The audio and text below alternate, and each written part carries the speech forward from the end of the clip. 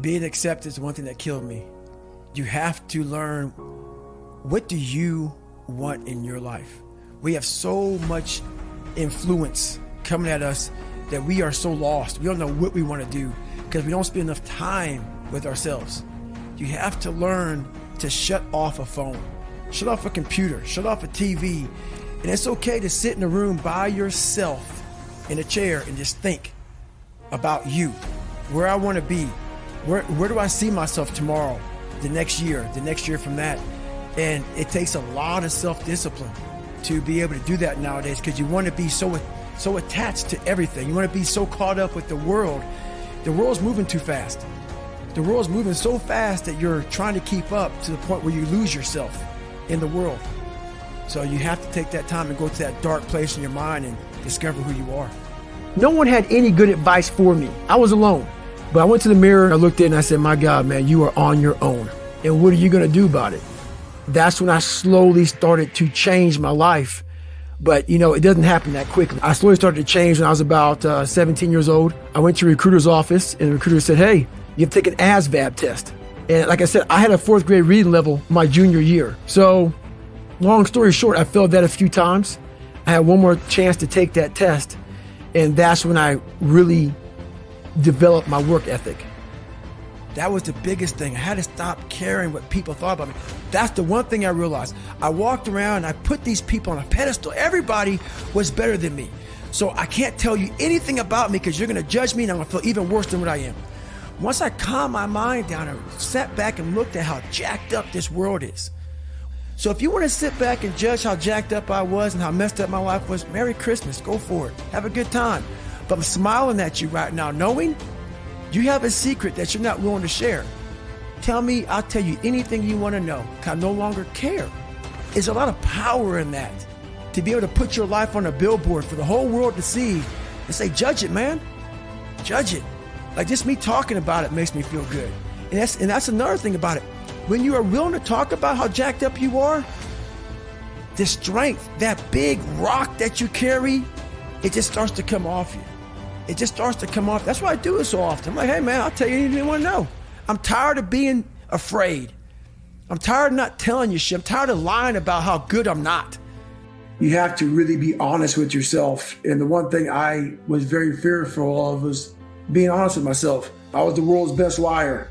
You had to go back into that nasty past of your life to fix it. You have to own it.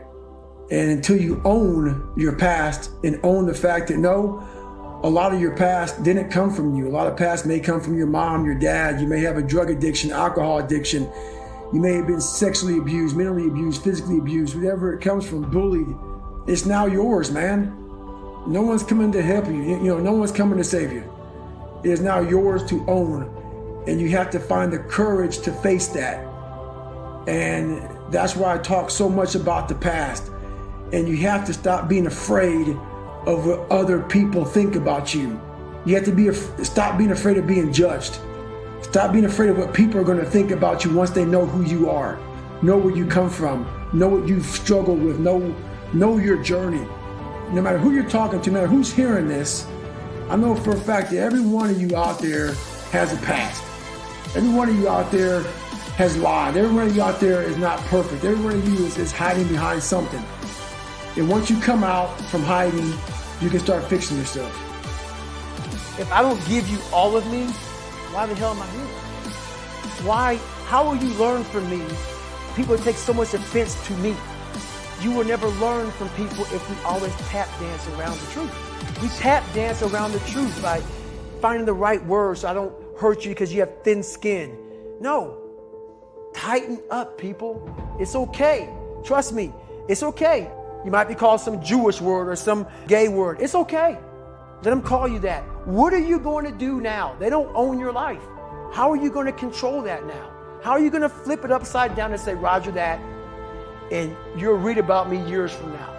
Most of us fail in life because we're afraid of what everyone around you is thinking. That's 100% truth. We live by the narrative of other people.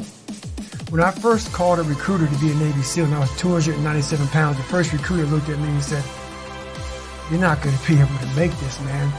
So what he was doing was he was projecting his energy on me. He knew he couldn't be a Navy SEAL. So God helped this black guy, because I was only the 36th African American to make it through in over 70 years. How's this black fat guy gonna make it through in my ass? He wouldn't even want to try. So he's projecting it. So a lot of us who are negative people, all we do is project how we feel on other people. So what happens is there's a lot of negative people walking on the planet Earth who are afraid to try. Because a lot of people are very negative in this world. So we are afraid to fail. Why? I told you, man, just even try it, dude. Just chill out, relax. Why are you so crazy? Why are you so obsessed? So all that stuff drives the quitting mind, I call it. The mind wants to quit. The mind's tired. The mind's tired. The mind is deserving. The mind thinks it's very deserving. So yes, the biggest problem in this world is other people, not yourself. It's other people in your head. They are puppet mastering you pretty much on your life. I was talking to myself the right way. I went from this kid who thought he was dumb, not successful, insecure, who stuttered when I first saw somebody, to a person who can now do all these things just because I now control my own mind. And I don't care when you really don't care. You become very, very dangerous. I'm not saying don't care like, I don't care if I do that. No, when you don't care about other people and how they view you, about how you walk, how you talk, how you dress, where you want to go with your life. You know, growing up, I didn't want to tell anybody I wanted to be in the military. Because why? Some of my black friends, I was afraid of what they think. Why you want to join the military, man? I was afraid of what other people thought about me. So now, when I go in the military, I didn't know you want to join the military. Yeah, I didn't tell you because I was afraid of what you thought. Once again, man, you're allowing other people to shackle your mind. It's the worst thing in the world.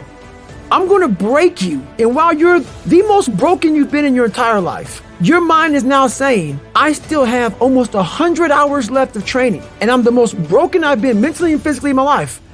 How am I going to do this? I was sick and tired of not facing the fact that I've allowed life to make me feel like a loser. And a lot of us allow life to do that, and we accept it. And a lot of us talk about how we believe in God. We believe in something higher than us. Yeah. If that is truth, you won't allow yourself to feel that way. A lot of people don't understand that. If you really believe God did not put you on earth to be nothing. And the thing that scares me the most is that 300-pound man is the same person that's sitting in front of you today.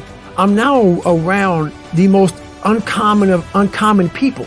And I'm like, my God, I'm here. Do I belong here? So your mind has a good way of taking the path of least resistance. Whenever friction happens, friction causes growth. Whenever friction happens, that's why a lot of us don't have any growth, because when friction happens, we go the opposite direction. So in my mind, when friction happened, my mind said, you're not real. You've lied your whole life. You come from this, you can barely read. Those things, so whenever times got hard, my mind said, you're not good enough. Let's go. My eyes, my mind weren't connecting. You have to remind yourself. We all have a story. All of us have gone through very hard times. But when we're in a hard time, our mind has a way of forgetting what all we've overcome. I have a way of taking 1 second when I want to quit and saying, okay, you endured this. So I look at my life and how I came up as the ultimate training ground versus most people look at it as why? Woe is me. God, why? Right, exactly. Why? I had to flip this upside down and say, hang on a second. God was training me to be one of the baddest men on the planet Earth. This was my journey. So instead of looking at it like, oh my God, man, why did I start it? Why did my dad beat me for, why is this? It was to be right where I'm at today.